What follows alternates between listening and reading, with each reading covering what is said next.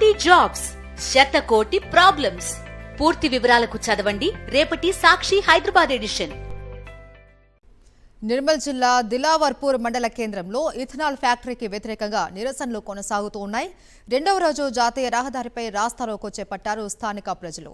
దిలావర్పూర్ బంద్కు పిలుపునిచ్చింది ఇథనాల్ వ్యతిరేక జేఏసీ. రాత్రి 4 గంటల పాటు ఆర్డీఓను నిర్బంధించి నిరసనకు దిగారు 4 గ్రామాల ప్రజలు.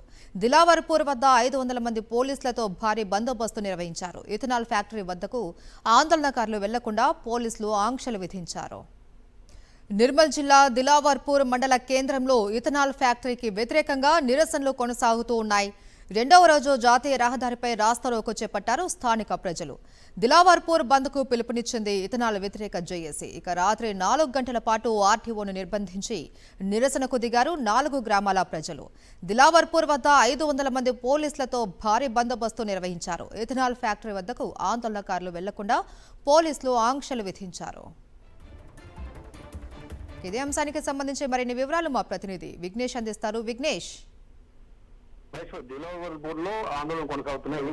ఇథనాల్ ఫ్యాక్టరీకి సంబంధించి ఆ ఏర్పాటు చేయకూడదని చెప్పి వీళ్ళంతా కూడా 4 గ్రామాల ప్రజలు ఆందోళన కొనసాగిస్తున్నారు. నిన్న మొత్తం రాత్రి వరకు కూడా ఆందోళన చేసిన ఆందోళనకారులంతా కూడా మళ్ళీ ఈరోజు ఉదయం కూడా ఆందోళనకు సిద్ధమయ్యారు. ఈ నేపథ్యంలో ముందస్తు అరెస్టులు పెద్ద ఎత్తున కొనసాగుతున్నాయి. పోలీసులు ఎక్కడికక్కడ గ్రామస్తులను అడ్డుకుంటున్న పరిస్థితులు కనిపిస్తున్నాయి. ఉదయం నుంచి కూడా నిరసనకారులను అరెస్ట్ చేయడంతో గ్రామస్తులు కూడా తీవ్ర ఆగ్రహం వ్యక్తం చేస్తున్నారు. రోడ్లపైకి వచ్చే వాహనాలన్నింటి కూడా ఎక్కడికక్కడ పోలీసులు అడ్డుకుంటున్నారు. దీంతో పాటు ముఖ్యమైన ఆందోళనకారుల ఏరియాలో ముందు వరుసలో ఉండి ఆందోళన కొనసాగిస్తున్న ప్రతినిధులు కూడా గ్రామస్తులను కొంత యాక్టివిస్టులను కూడా అరెస్టు చేస్తున్న పరిస్థితి కనిపిస్తుంది. అయితే పరిశ్రమలు తరలించే వరకు కూడా ఎట్టి పరిస్థితుల్లో కూడా ఈ ఆందోళన కొనసాగిస్తామని చెప్పి గ్రామస్తులు అయితే చెప్తున్నారు.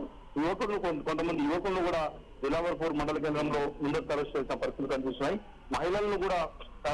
మహిళలు పెద్ద ఎత్తున చేరుకొని పోలీసులతో వాగ్వాదాన్ని దిగుతున్న పరిస్థితులు కనిపిస్తున్నాయి. అయితే ఈ అరెస్టులు అక్రమం అని చెప్పి తాము న్యాయంగా ఆందోళన చేపట్టేందుకు సిద్ధంగా ఉన్నామని చెప్పి వీరంతా డిమాండ్ చేస్తున్నారు. Right, thank you Vignesh.